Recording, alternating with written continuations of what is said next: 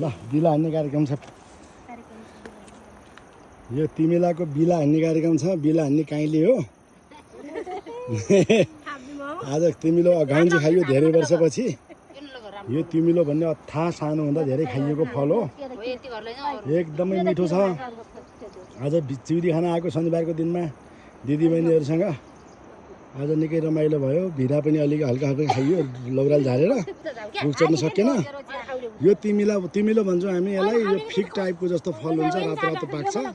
बहुत टेस्टी हुन्छ सानो हुँदा धेरै खाएको याद आयो यो तिमीला फललाई अहिले सबै दिदीबहिनीहरूले एक एकवटा भए पनि बाँड्नुपर्छ भनेर यसो बाँडिरहेको अवस्था हो यो यी पलास्टिक थापिरहेको छ एउटा नानीले यिनी बाँफेकोटी नानी हुन्